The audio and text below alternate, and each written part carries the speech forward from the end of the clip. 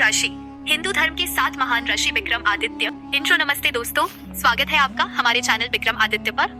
आज हम बात करेंगे हिंदू धर्म के 7 महान ऋषियों यानी सप्त ऋषियों की, जिन्होंने अपने ज्ञान और तपस्या से दुनिया को रोशन किया। क्या आप जानते हैं किस ऋषि ने गायत्री मंत्र की रचना की या किसने आयुर्वेद की खोज की? आज के इस वीडियो में हम आपको सप्त ऋषियों की अद्भुत कथा सुनाएंगे, जो आज भी हमारे जीवन को प्रभावित करती है। तो चलिए शुरू करते हैं इन महान ऋषियों की रोचक और प्रेरणादायक कहानी। एक ऋषि अत्रि, ज्ञान और भक्ति के प्रतीक। ऋषि अत्रि का जन्म भगवान ब्रह्मा के मन से हुआ था। उनकी पत्नी अनुसुईया को 7 महान पतिव्रता स्त्रियों में गिना जाता है। रामायण में ऐसा कहा गया है कि प्रभु राम, माता सीता और लक्ष्मण ने वनवास के दौरान अत्रेय और अनुसुईया के आश्रम में विश्राम किया था। यह आश्रम चित्रकूट में एक सुंदर झील के किनारे स्थित था, जहाँ दैवीय संगीत गूंजता था और कोमल हंस, मछलियाँ और सफेद बगुले मन मोह लेते थे। एक रोचक कथा के अनुसार ब्रह्मा, विष्णु और शिव ने अनुसुईया के पतिव्रता धर्म की परीक्षा लेने के लिए ऋषि का रूप धारण किया, लेकिन अनुसुईया के आध्यात्मिक बल के आगे ये तीनों देवता शिशु बन गए। ऋषि अत्रि ने अग्नि, इंद्र और अन्य वैदिक देवताओं के लिए अनेक वैदिक मंत्र लिखे, जो आज भी हमारे लिए अनमोल है। उनके 3 पुत्र दत्तात्रेय, दुर्वासा और चंद्र ने उनकी दिव्य विरासत को आगे बढ़ाया। सप्त ऋषियों में अंतिम होने के बावजूद ऋषि अत्रि का योगदान आज भी आध्यात्मिक मार्ग को रोशन करता है। 2. ऋषि भृगु, ज्योतिष के जनक। ऋषि भृगु का जन्म पवित्र अग्नि से हुआ था और उन्हें प्राचीन काल के महानतम ऋषियों में गिना जाता है।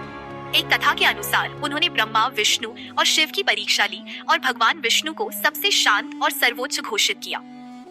मनुस्मृति के अनुसार भृगु स्वयंभू मनु के समकालीन थे और उन्होंने मानव सभ्यता को नैतिक और सामाजिक सिद्धांत दिए। उनकी पत्नी ख्याति प्रजापति कदम की पुत्री थी। उनका आश्रम मधुसर नदी के पास धोसी पहाड़ी के निकट था। उनके पुत्र शुक्राचार्य दैत्यों के गुरु बने, जो हिंदू धर्म में बहुत महत्वपूर्ण स्थान रखते हैं। भृगु ने भृगु संहिता की रचना की, जो वैदिक ज्योतिष का एक महान ग्रंथ है। इस ग्रंथ में जन्म कुंडली और जीवन भविष्यवाणियों का विस्तृत विवरण है, जो ज्योतिष शास्त्र की नींव माना जाता है। भृगु का योगदान आज भी ज्योतिषियों और साधकों के लिए मार्गदर्शक है। 3. ऋषि कश्यप, सृष्टि के प्रजापति। ऋषि कश्यप को प्रजापति के रूप में पूजा जाता है, जिन्होंने देवताओं और असुरों की उत्पत्ति में महत्वपूर्ण भूमिका निभाई। उनकी 2 पत्नियां आदिति और दिति ने क्रमशः आदित्य देवता और दैत्य असुर को जन्म दिया, जिससे ब्रह्मांड में संतुलन बना। कुछ ग्रंथों में कश्यप को मरीचि के पुत्र के रूप में वर्णित किया गया है, जो ब्रह्मा के मन से जन्मे थे। कश्यप सूर्य वंश के पूर्वज भी माने जाते हैं। उनके वंशजों में भगवान विष्णु का 5वां अवतार वामन भी थे। एक रोचक तथ्य यह है कि कश्मीर का नाम कश्यप मीर यानी कश्यप की झील से लिया गया है।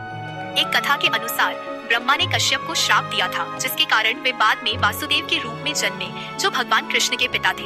कश्यप की तपस्या और योगदान सृष्टि, संतुलन और धर्म के प्रतीक है। 4. ऋषि वशिष्ठ, राम के गुरु और धैर्य के प्रतीक। ऋषि वशिष्ठ भी ब्रह्मा के मन से जन्मे थे और रघुकुल के राजगुरु थे, यानी प्रभु राम के गुरु। उनकी धैर्य, ज्ञान और भक्ति की कोई सीमा नहीं थी।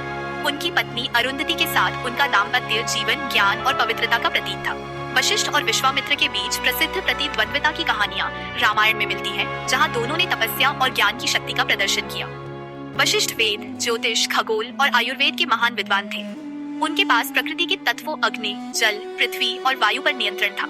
उनके पास कामधेनु नाम की एक दैवीय गाय थी, जो हर इच्छा पूरी कर सकती थी। रामायण में वशिष्ठ ने प्रभु राम को आध्यात्मिक मार्गदर्शन दिया। ऋषि गौतम, अनुशासन और करुणा के प्रतीक। ऋषि गौतम अंगिरस वंश से थे और उनकी शिक्षाओं ने हिंदू दर्शन, नैतिकता और सामाजिक आचरण को गहराई से प्रभावित किया। उनकी सबसे प्रसिद्ध कथा उनकी पत्नी अहिल्या से जुड़ी है। रामायण के अनुसार ब्रह्मा ने अहिल्या को बनाया और गौतम को उनकी पत्नी के रूप में दिया, लेकिन इंद्र, जो अहिल्या पर मोहित हो गए थे, ने गौतम का रूप धारण कर अहिल्या को धोखा दिया। जब गौतम को इस घटना का पता चला, तो उन्होंने क्रोध में अहिल्या को पत्थर बनने और इंद्र को 1000 योनि का श्राप दिया, लेकिन गौतम की करुणा असीम थी। उन्होंने अहिल्या को वरदान दिया कि प्रभु राम के चरण स्पर्श से वे फिर से मानव रूप में आएंगे। इंद्र का श्राप भी 1000 आंखों में बदल गया, जिससे उन्हें सहस्त्राक्ष के नाम से जाना गया। गौतम ने नैतिकता, धार्मिक नियम और कृषि के विकास में भी योगदान दिया। उनकी शिक्षाएं अनुशासन, करुणा और मोक्ष के मार्ग को दर्शाती हैं। 6. ऋषि भरद्वाज, विद्वान और शिक्षक। ऋषि भरद्वाज बृहस्पति के वंशज थे और एक महान विद्वान, अर्थशास्त्री, व्याकरण विशेषज्ञ और वैद्य थे। उनका आश्रम प्रयागराज में आज भी पवित्र माना जाता है।